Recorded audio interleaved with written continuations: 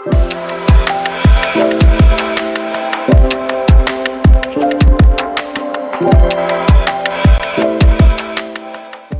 pagi semuanya. Oke, sebelum kita mulai belajar, biasanya apa yang kita doa? Oke, siapa yang mau memimpin doa?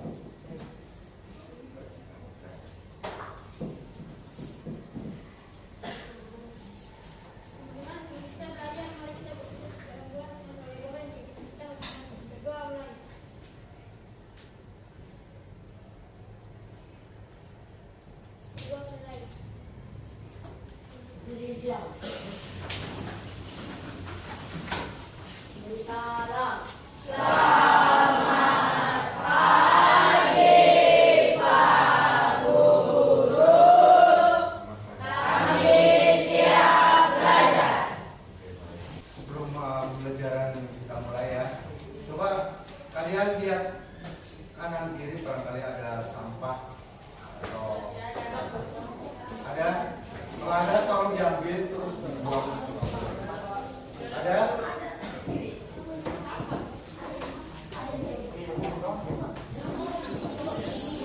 Kalau tidak ada, kita lanjut. Apa itu kewarganegaraan digital dan pemecahan masalah sosial dan teknologi? Ada yang pernah dengar itu? Iya. Coba Pak Guru kasih flash test dulu ya. Sampai sejauh mana kalian pernah mengenal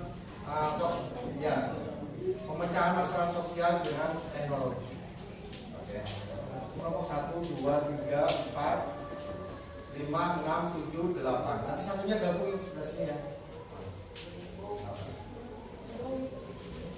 Dikasih nama. Ya, tulis nama. Silakan gabung sendiri ya.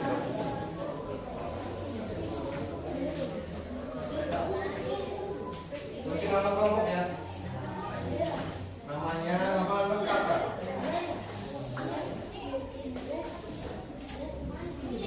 Terus kasih tanda saja jawaban kalian.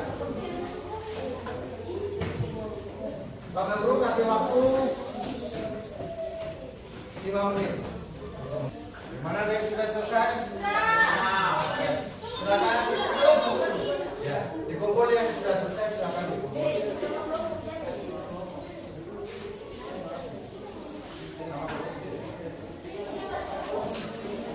Jangan lupa tulis nama.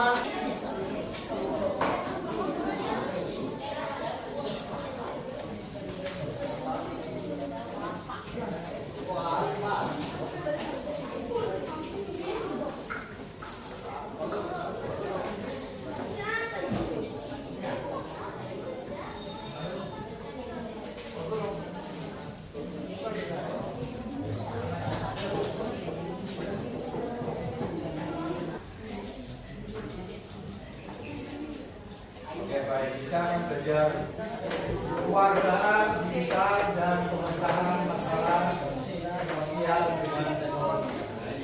Kewargaan digital adalah kemampuan dan tanggung jawab seorang dalam menggunakan teknologi digital secara bijak, etis dan bertanggung jawab untuk yang baik.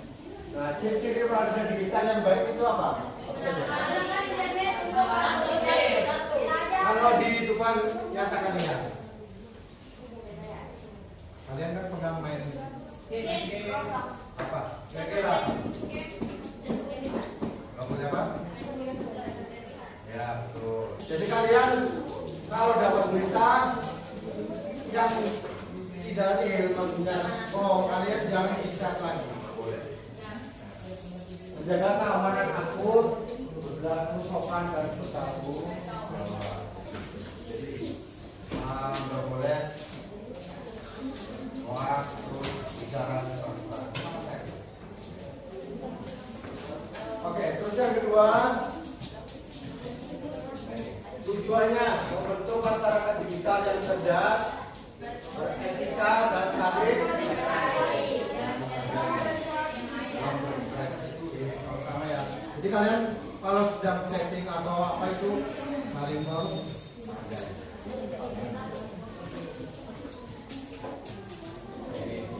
Pemecahan masalah sosial dengan teknologi, yaitu menggunakan inovasi digital atau alat teknologi untuk mengatasi persoalan. Ini keterkaitan yang keduanya ya, keterkaitan antara kewargaan digital dan pemecahan masalah sosial dengan teknologi. Kewargaan digital mengajarkan bagaimana menjadi pengguna teknologi yang bijak dan bertanggung jawab. Oke, nah bijak di dunia maya menggambarkan langkah-langkah. Dari sini ada yang mau tanya sebelum dilanjut? Ada yang tanyakan tidak? Tidak. Tidak ada. Kalau tidak ada, betul ini tidak ada. Oke, kalau tidak ada, kalian akan membuat ya input output, input proses dan output bijak dalam di dunia maya. Inputnya apa? Ya. Terus prosesnya itu apa? Jadi dalam kehidupan sehari-hari kalian ya, kalian pernah media sosial misalnya, kalian pernah bermedsos itu bagaimana caranya? Jadi bijak di dunia maya, ada input, ada proses dulu, ada input, ada proses, terus output. Langkah-langkahnya menggambarkan langkah-langkah berpikir bijak sebelum berinteraksi di dunia maya. Nanti outputnya apa? Kalian bisa membuat poster, gitu ya. Kalau sudah input, proses, output, terus posternya kira-kira apa? Nah, seperti ini. Nah, misalnya ya, kalian mulai inputnya apa? Nah, habis input, proses, menerima dan periksa kebenaran sumber informasi tersebut. Terus benar, pertimbangkan dampak postingan. Kalau positif lanjut ya, kalau negatif ya jangan lanjut, laporkan atau bagaimana terserah kalian. Terus gunakan bahasa sopan postingan dengan bijak, selesai. Ya, ada yang tanyakan di sini bisa cukup. Jadi kalian buat di dalam kehidupan sehari-hari kalian ya. Silakan tonton video pembelajaran kewarganegaraan itu apa? Kalian simak dulu. Kalau perlu catat silakan dicatat.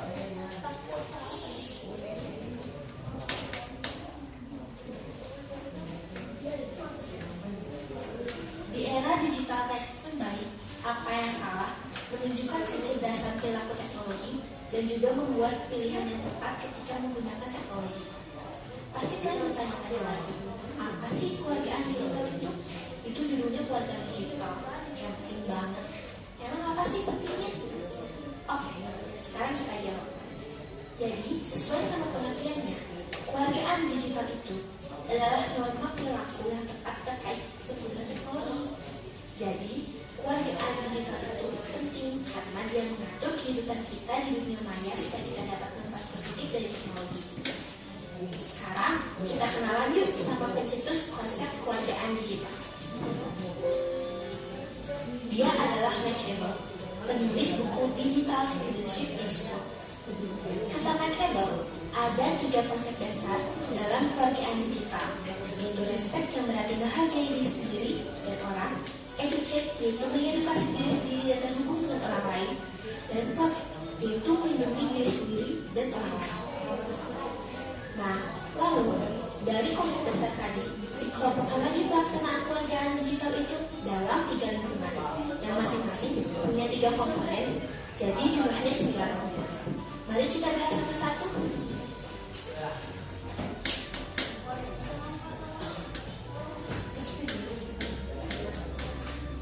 Caranya amati dulu, baru nanti. Pertama, lingkungan belajar dan akademis. Komponen keluargaan digital yang perlu diperhatikan dalam pemanfaatan teknologi untuk pembelajaran dan lingkungan akademik adalah yang pertama, akses digital. Di sini kita harus sadar bahwa nggak semua orang memiliki kesempatan yang sama untuk mengakses teknologi terlebih internet. Jadi ingat, jangan pakai wifi seenaknya ya. Kedua, komunikasi digital. Zaman sekarang, berkomunikasi bisa dilakukan dimanapun, kapan saja, melalui berbagai cara termasuk pesan instan, media sosial, Skype, Suntext, dan lain-lain. Dengan banyaknya pilihan, warga digital harus tahu cara yang tepat dalam berkomunikasi dan menggunakannya sesuai kebutuhan. Yang ketiga, literasi digital. Seiring munculnya teknologi baru, peserta didik dan guru sebagai warga digital diharapkan bisa beradaptasi dengan cepat dengan perubahan dan menggali sesuatu yang baru.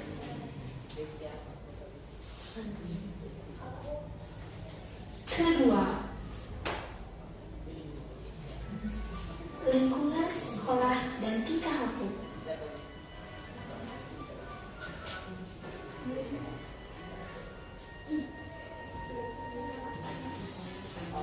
Komponen dalam lingkungan ini adalah pertama, hak digital. Sebagai warga digital, kita berhak bebas berbicara dan berkomunikasi.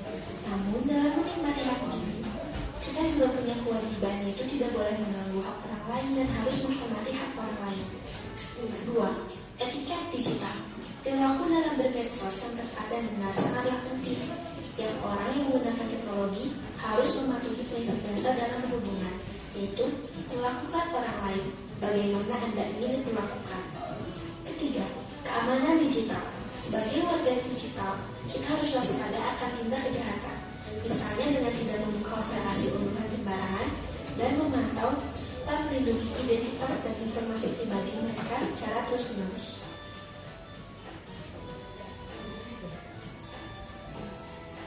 Ketiga, kehidupan di luar lingkungan sekolah atau bisa kita sebut lingkungan masyarakat.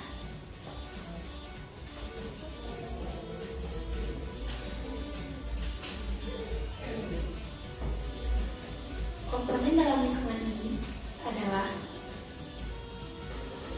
1. Hukum digital. Hukum digital mengatur etiket penggunaan teknologi di masyarakat. Jadi perlu adanya hukum untuk melindungi warga digital dari tindak kejahatan seperti pencurian identitas, bajakan, dan lain-lain. 2. Transaksi digital. Dalam jual beli online, penjual dan pembeli perlu menyadari resiko dan manfaat jual beli online. Warga digital perlu tahu bagaimana menjadi pembeli atau penjual online yang baik. Ketiga, kesehatan digital. Di balik manfaat teknologi digital, ada beberapa ancaman kesehatan, baik fisik maupun mental yang perlu mendapat perhatian. Baik, ada yang ditanyakan tidak? Hah? Kalau tidak, Pak Guru kasih LKPD ya, kalian. Nah, nanti kalian outputnya di sini, ya. Outputnya di sini. Poster, silakan gambar, nggak usah bagus-bagus ya. Terus kalau mau pakai bagus dulu ya. Ini outputnya nanti. Kalau kalian bikin poster.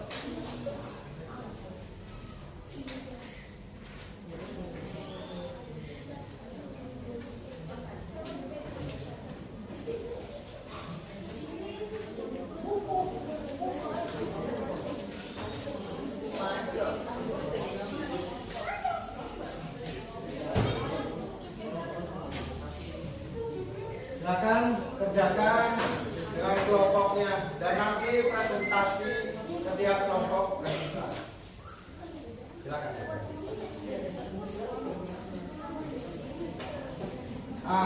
Satu lagi, kalian bisa cari referensi di internet ya. Silakan buka komputernya. Jadi buku dan internet bisa kalian cari untuk referensi.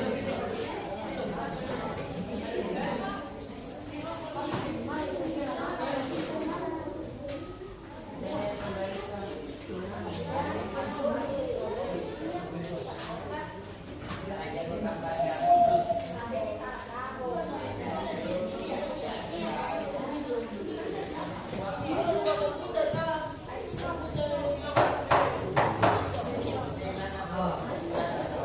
biru.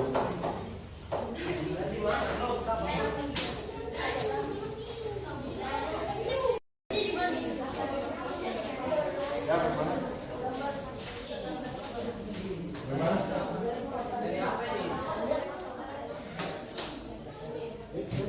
Satu yang kosong itu setengah kosong.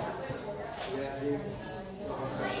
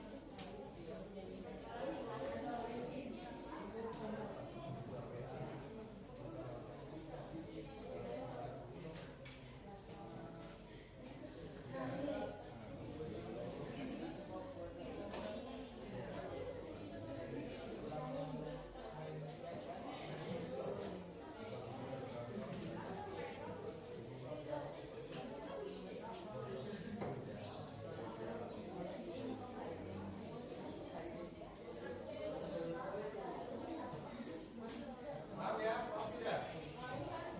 Kalau mau ditanyakan silakan tanyakannya.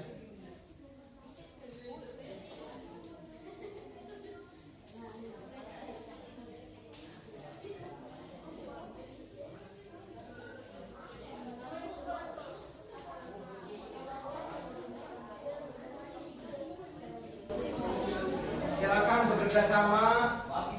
Ya. Bekerja sama silakan.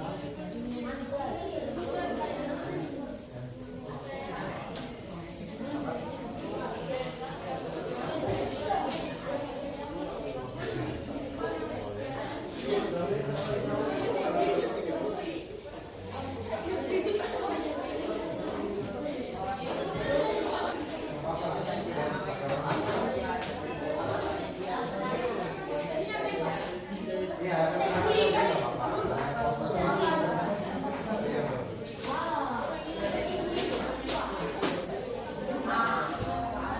Poster itu berapa?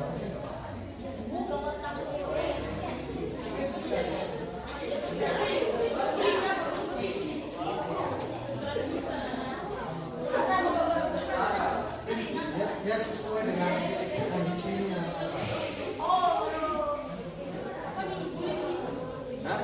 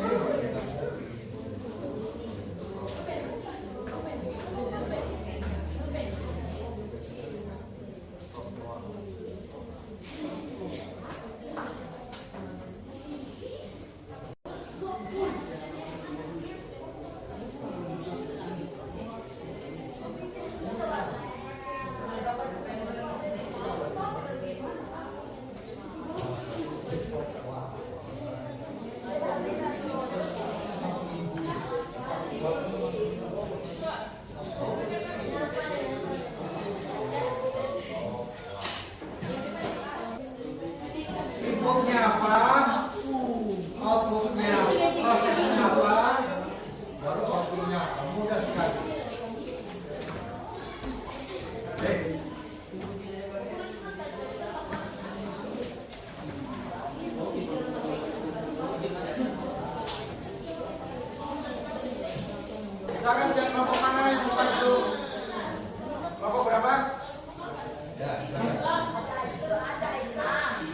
Silakan kelompok lainnya untuk siap-siap.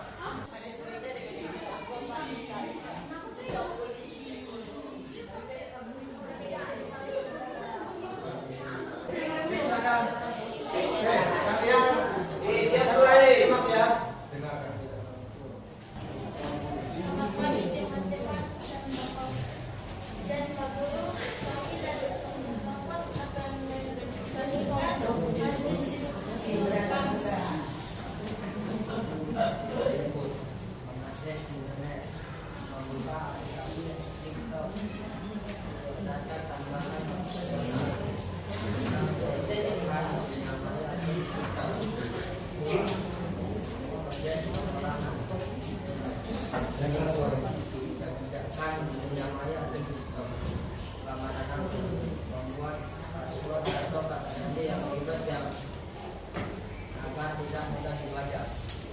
Jangan dimasukkan data pribadi kita sebelum percaya.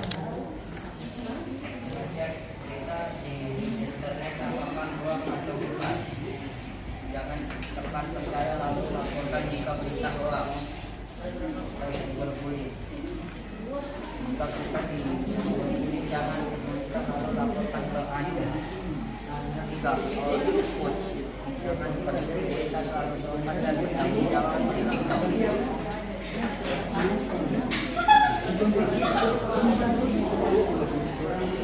Ini saja presentasi dari kami. Terima kasih. Selamat pagi. Oke. Posternya apa bunyinya? Posternya apa? Baca posternya. Oke. Stop hoax atau cyberbullying. Oke. Ada yang tanyakan mungkin? Tidak ada. Ada yang mau tanya? Bilang teman-teman siapa tahu ada yang mau tanya silakan.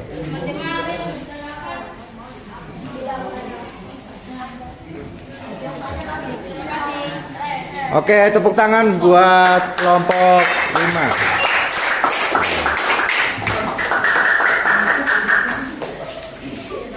Oke, kelompok lain siapa yang mau maju? Silakan.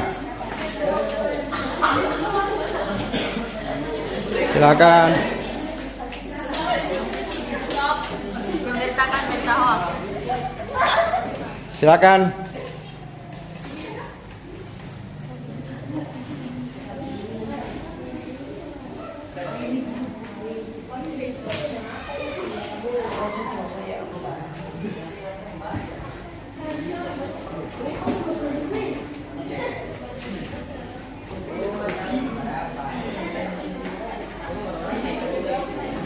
Oke, baik, siapa lagi? Kelompok mana lagi yang mau maju? Oh, silakan. Kelompok berapa ini? 2. Kelompok 2. Oke, silakan.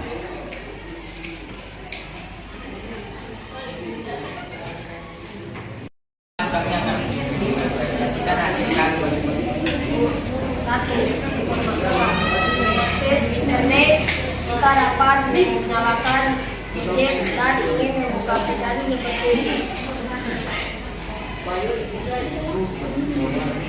internet, media sosial atau YouTube. Data tambahan opsional, pengaturan perangkat seperti akun media sosial yang sudah ada, informasi pribadi anak dari berita hoax. Dua, proses pengolahan mulai input mengakses internet. Langkah 1, persiapan keamanan dasar. Buat dan periksa password yang tidak mudah ditebak. Langkah 2, pilih konten yang tepat. Gunakan internet untuk aktivitas positif seperti belajar dan chat dengan teman dekat. Langkah 3, cek sumber informasi sebelum percaya atau bagikan. Kita pastikan dari situs resmi. Langkah 4, interaksi yang sopan dan aman. Berkomunikasi dengan ramah seperti tidak berbicara kasar. Langkah 5, sekolah kelola waktu dan istirahat. Batasi waktu bermain HP seperti 1 jam menonton TikTok, sisanya pergi belajar. Selesai. Output pengalaman positif. Untuk memberitakan sumber Memberitahu.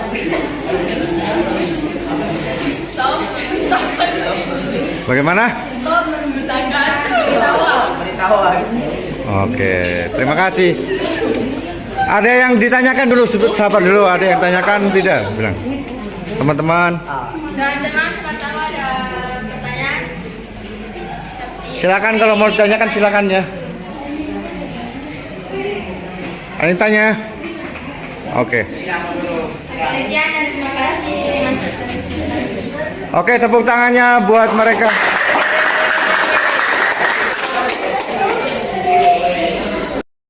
Baik, hasil diskusi ini ya, sudah selesai. Oke. Ada yang ditanyakan tidak? Kalau tidak, silakan kumpul ininya. Nah, sebelum kalian istirahat.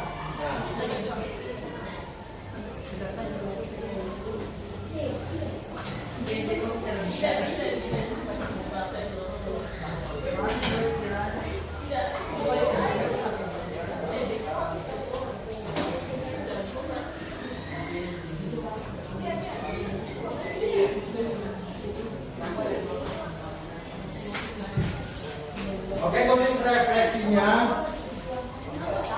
Refleksi pembelajaran hari ini menurut kalian seperti apa? Baru dikumpul.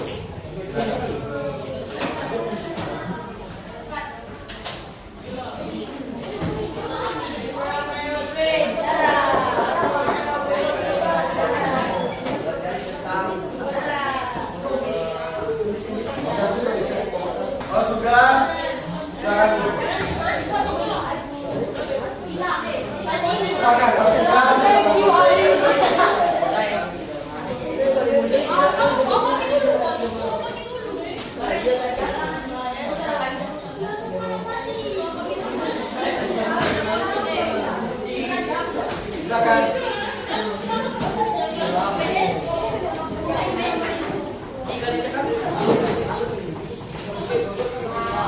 Jangan lupa matikan komputernya.